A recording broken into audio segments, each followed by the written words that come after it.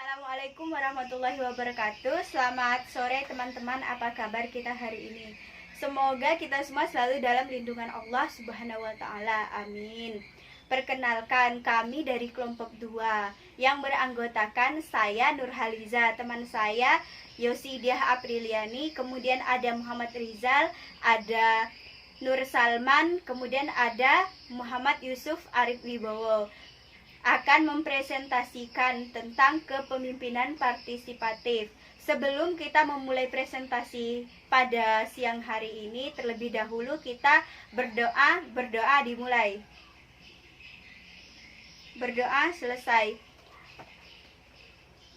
Untuk pemateri yang pertama akan disampaikan oleh Mbak Yosi. Kepada Mbak Yosi kami persilakan.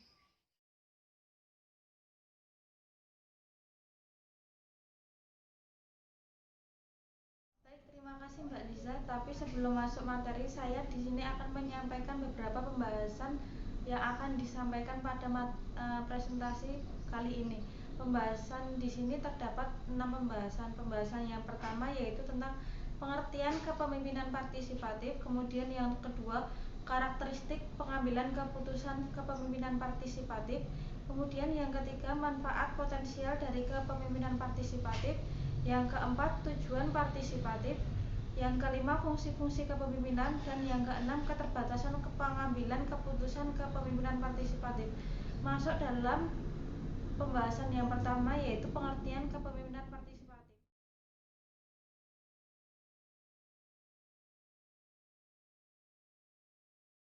Kepemimpinan partisipatif yang akan disampaikan oleh saya sendiri. Di sini terdapat 3 ahli yang mengemukakan tentang pengertian kepemimpinan partisipatif. Ahli yang pertama yaitu Deisler, kemudian yang kedua Best, dan yang ketiga Gary. Menurut ahli yang pertama yaitu Deisler mengatakan bahwa menjadi pemimpin yang partisipatif berarti melibatkan anggota tim dalam pembuatan keputusan. Model kepemimpinan partisipatif didefinisikan seseorang pemimpin yang mengikutsertakan anak buah bersama-sama berperan dalam proses pengambilan keputusan. Kemudian menurut ahli yang kedua yaitu Best, kepemimpinan partisipatif didefinisikan sebagai persamaan, kekuatan, dan sharing dalam pemecahan masalah dengan bawahan, dengan melakukan konsultasi dengan bawahan sebelum membuat keputusan.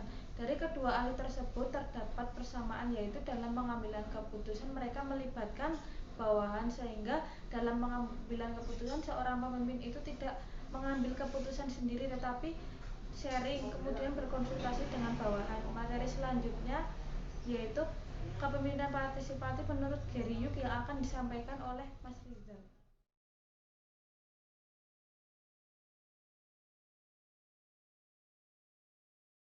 Rizal menjelaskan dalam bukunya kepemimpinan partisipatif melibatkan usaha-usaha manajer untuk mendorong dan memudahkan partisipasi orang lain dalam mengembangkan keputusan yang penting. Masyarakat yang demokratis menunjukkan hak manusia untuk mempengaruhi keputusan yang akan mempengaruhi mereka dalam cara yang penting.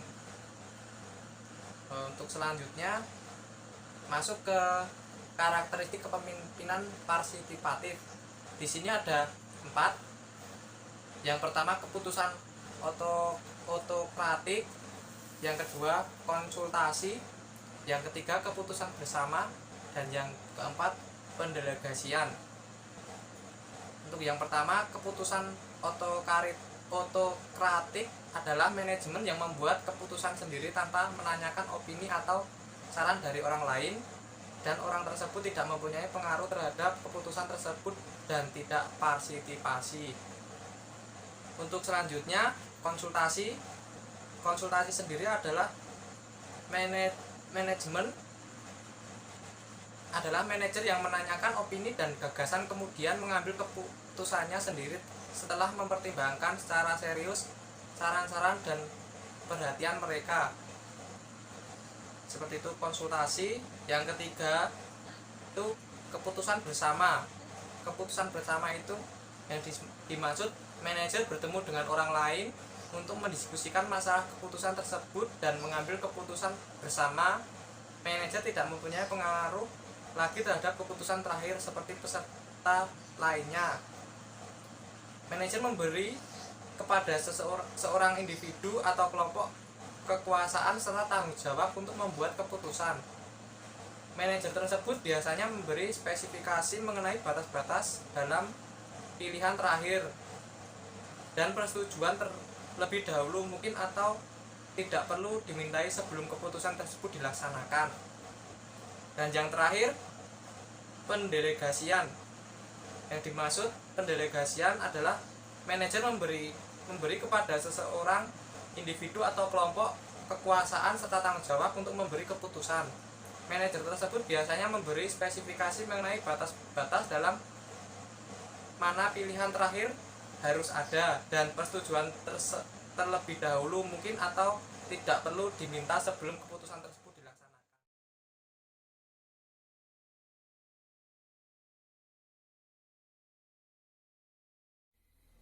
Materi selanjutnya adalah manfaat potensial dari kepemimpinan partisipatif. Nah, dari kepemimpinan ini dibagi menjadi 4 manfaatnya. Yang pertama adalah kualitas keputusan, yang kedua adalah penerimaan keputusan, yang ketiga adalah keputusan terhadap proses keputusan. Nah, yang terakhir adalah pengembangan keterampilan partisipatif. Nah, yang pertama, kualitas keputusan.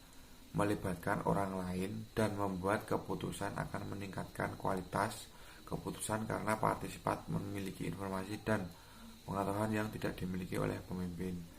Jadi yang dimaksud di sini adalah pemimpin itu mendapat dalam memutuskan keputusan itu ada partisipan orang lain yang pemimpin tersebut informasi dari partisipan itu sangat bermanfaat untuk pemimpin, menjadi membantu pemimpin untuk memutuskan suatu hal. Nah, yang selanjutnya adalah penerimaan keputusan. Partisipan akan memandang sebagai keputusan mereka, yang selanjutnya memotivasi untuk menerapkan dengan berhasil. Nah, yang ketiga adalah keputusan terhadap proses keputusan. Partisipan merasa diperlakukan secara bermartabat. Yang terakhir adalah pengembangan keterampilan partisipan adalah pengalaman membantu membuat keputusan rumit dapat menghasilkan pengembangan keterampilan dan kepercayaan yang lebih besar oleh partisipan. Jadi yang terakhir ini adalah pada intinya itu dalam memutuskan suatu permasalahan atau persoalan itu adalah dengan pengalaman-pengalaman yang sudah.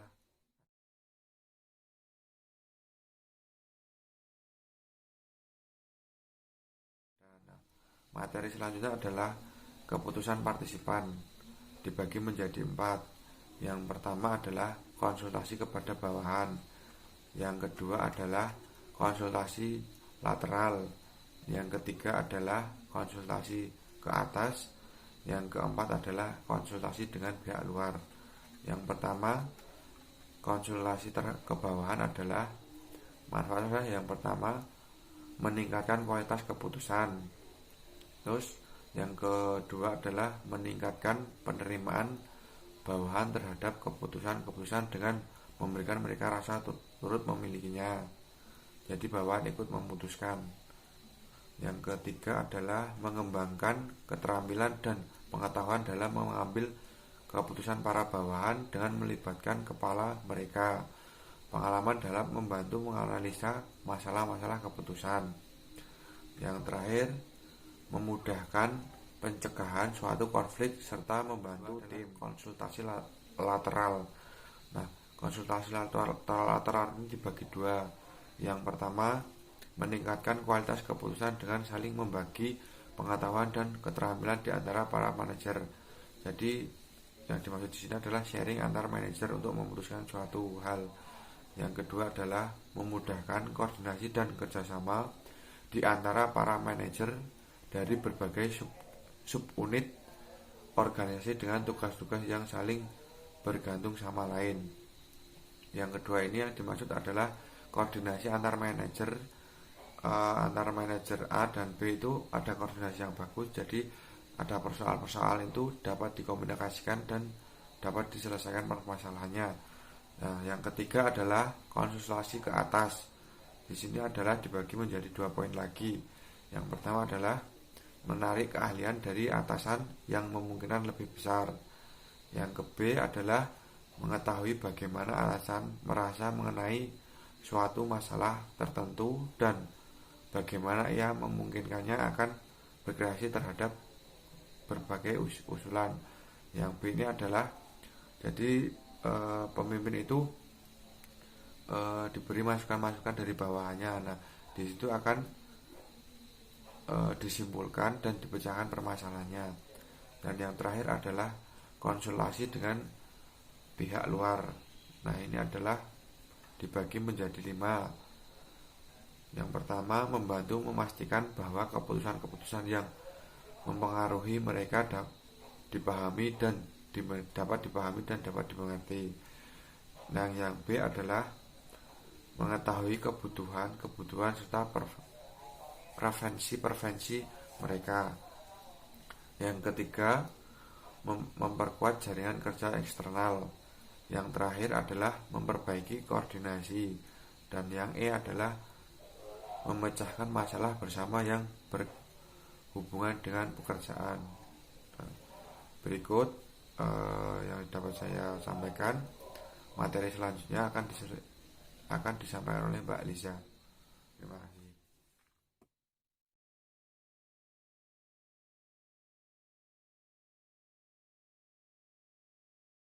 Selanjutnya itu ada fungsi kepemimpinan. Usaha kepemimpinan itu untuk mengaktifkan organisasi harus dilakukan dengan mempergunakan strategi yang bagus untuk dapat mencapai tujuan organisasi.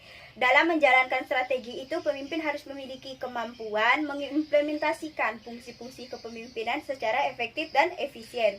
Macam-macam fungsi kepemimpinan itu ada 5. Yang pertama itu ada fungsi pengambilan keputusan. Fungsi pengambilan keputusan itu sendiri adalah sebagai strategi yang sangat penting perannya, karena tanpa kemampuan dan keberanian seseorang pemimpin tidak akan dapat menggerakkan organisasi tersebut. Yang kedua adalah fungsi instruktif, adalah sebagai kekuasaan atau wewenang seorang pemimpin untuk memerintah anggotanya dalam melaksanakan tugas dan tanggung jawab sebagai seorang anggota organisasi.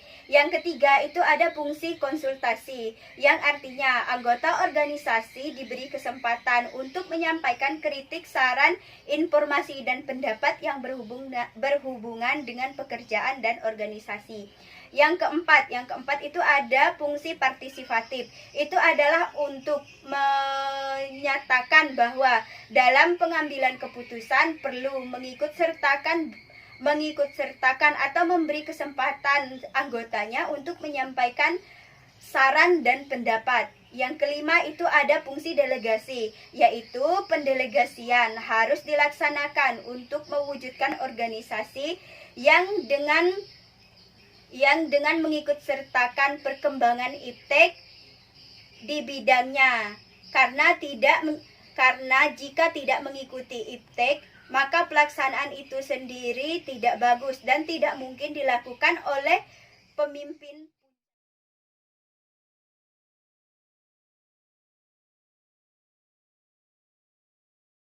Selanjutnya, keterbatasan pengambilan keputusan partisipasif. Pengambilan keputusan partisipasif ini memiliki keterbatasan menurut Julep tahun 1998 halaman 140. Yang pertama, bentuk partisipasif efektif pada situasi-situasi tertentu, namun tidak pada situasi lainnya. Menurut Fromm dan Jago tahun 1988, karena partisipasif memakan banyak waktu dan kadang bertele-tele. Dalam keadaan darurat, untuk berkonsultasi dan berdiskusi menyebabkan tidak efektif. Seorang pemimpin haruslah cepat dan tanggap dalam suatu pengambilan keputusan atau kebijakan sesuai dengan situasi dan kebutuhan manajemen dan organisasinya. Yang kedua, kecenderungan terjadinya partisipasif semu. yaitu di mana manajer mencoba melibatkan bawahannya dalam tugas, tetapi bukan dalam pengambilan keputusan. Para manajer kebanyakan mencoba untuk berkonsultasi dengan bawahannya, namun masukan dan gagasan para bawahannya tidak diakomodir dalam pengambilan keputusan dan kebijakan.